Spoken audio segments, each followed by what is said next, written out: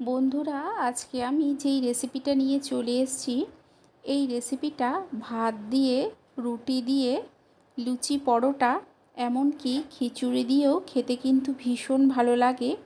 প্রত্যেকের বাড়িতেই এই রেসিপিটা হয়, তবে এক একজন এক এক রকমভাবে বানায়। আজকে আমি যেইভাবে এই রেসিপিটা বানাবো, এইভাবে বানিয়ে দেখবেন একদম অল্প সময়ে তৈরি হয়ে যায় আর খেতেও হয় ভীষণ সুন্দর।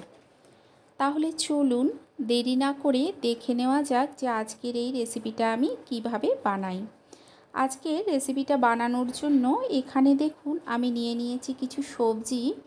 তার মধ্যে নিয়েছি দেখুন এখানে কুমড়োগুলোকে ঠিক এই রকমভাবে কেটে নিয়েছি। আর নিয়েছি মূলোগুলোকে এই রকম সরু সরু করে লম্বা টুকরো করে কেটেছি। এর সঙ্গে নিয়েছি দেখুন বরবটি, আর নিয়েছি গাজর। আপনারা আপনাদের পছন্দ অনুযায়ী সবজি কিন্তু নিতে পারেন। আর এর সঙ্গে নিয়ে নিয়েছি পটলটাকে এইভাবে টুকরো করে কেটেছি। এর সঙ্গে আলু নিয়েছি, আলুটাকে জলে ভিজিয়ে রেখেছি যাতে কালো না হয়ে যায়। এখানে দেখুন একটা কড়াইয়ের মধ্যে আমি দিয়ে দিচ্ছি কিছুটা সর্ষের তেল। তেলটা গরম হয়ে গেলেই ফোড়নে দিয়ে দেবো 5 ফোড়ন, আর দিয়ে দেবো তেজপাতা। ফোড়নটাকে কয়েক সেকেন্ড ভেজে নেব।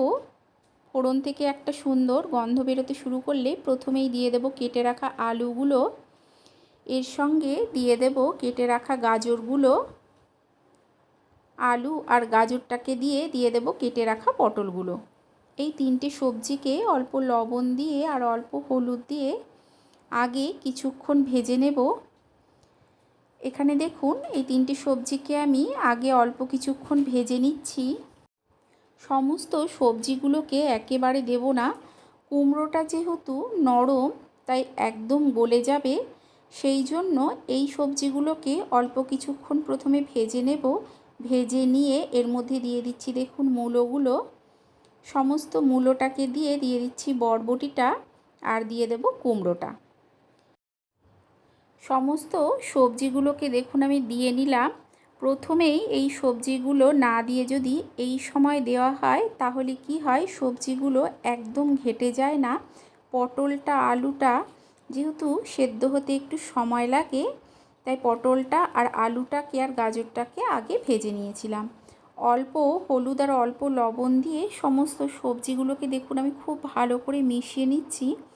গ্যাসের ফ্লেমটাকে প্রথমে মিডিয়ামে করে দিয়েছিলাম, তারপরে একেবারে লোতে করে দেব। লোতে করে দিয়ে আমি এটাকে ঢাকা দিয়ে কিছুক্ষণ হতে দেব।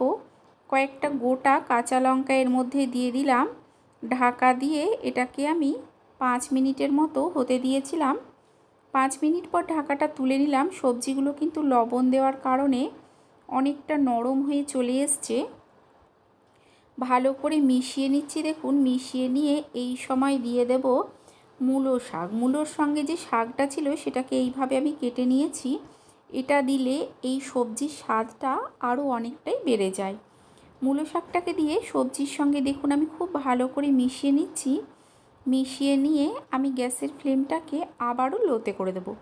লোতে করে দিয়ে ঢাকা দিয়ে এটাকে আরও কিছুক্ষণ আমি হতে দেব।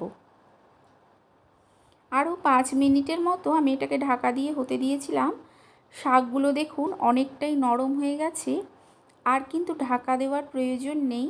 গ্যাসের ফ্লেমটাকে লো টু মিডিয়ামে করে ছড়িয়ে ছড়িয়ে এই সবজিগুলোকে কিছুক্ষণ ভেজে নিতে হবে।